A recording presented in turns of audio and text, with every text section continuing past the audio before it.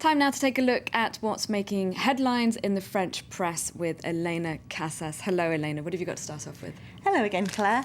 Shock testimony over balladeur's money. That's Le Parisien's headline today. Now, this is about a scandal that's been going on in France for some time over what's called Karachi Gate. That, essentially, is where 10 million francs in cash that found their way into Edouard Balladeur's campaign accounts when he was running for the presidency in 1995 came from. There's a judicial inquiry going on to find out if rumours that they came from kickbacks to arms sales to Pakistan are true, and if so, if the cancellation of those kickbacks could have been at the root of a bomb attack that killed 8 French engineers in Karachi in 2002. So it's one of these complicated stories, but what's new about it today is that Le Parisien has interviewed a Constitutional Court judge who was sitting at the time of that election. Now, the Constitutional Court judges decide if a presidential candidate's expenses are dodgy or not, and he says that they basically, what he calls launders the money, that's the word he uses. They fiddled with the balance sheet to try and hide where that 10 million francs had come from because the candidate couldn't explain it, and the only alternative the judges would have had would have been to cancel the election, he says,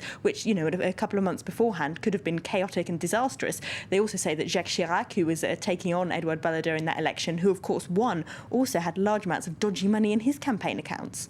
Wow, cancelling the election, yes, that was quite a difficult alternative. So, talking of campaign finance, though, moving on to Libération, it's not happy about the way Nicolas Sarkozy is spending public funds.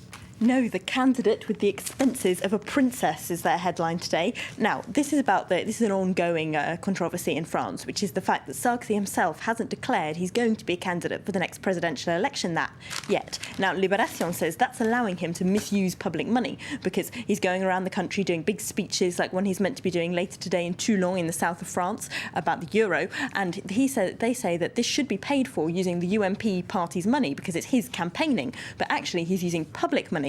They reckon that that's a misuse of funds, and that the longer Sarkozy doesn't announce that he's a candidate, the more public funds he'll manage to misspend. Now, one man who we know will be running in the election next year is François Hollande. He's the candidate for the Socialist Party, and his response to the euro crisis is also making front pages.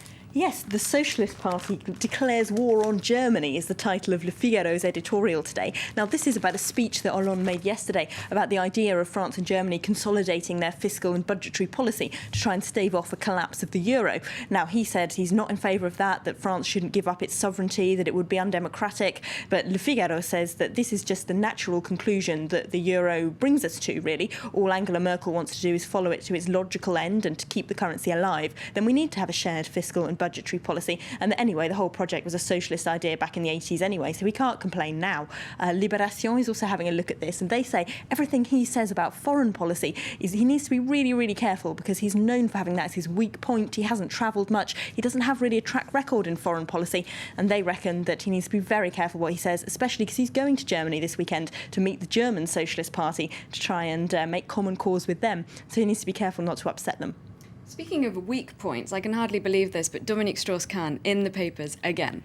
Again, this is the authorised autobiography of Dominique Strauss-Kahn that's coming out. So this is, as Le Parisien puts it, his version of what exactly happened in the Sofitel on the morning of May the 14th. Now, he's told the authorised biographer that he had a consensual sexual encounter with Nafissatou Diallo during those 5 minutes. He also talks about the accusations linking him to a prostitution ring, of course, based around the Carlton Hotel in the north of France, where he could be needing to speak to investigating magistrates quite soon. He says he might well have slept with some of the women involved, but he doesn't pay for sex, and we won't admit having done that. And he also suspects that his phone was tapped, and that's where the, of course, plot rumours come from, the idea that he may have been tapped. This was brought up by the New York Review of Books in a long article at the weekend, and Libération is also asking today, could Dominique Strauss-Kahn really have been the victim of a plot? And they reckon that actually he could. There's a lot of things that still need explaining.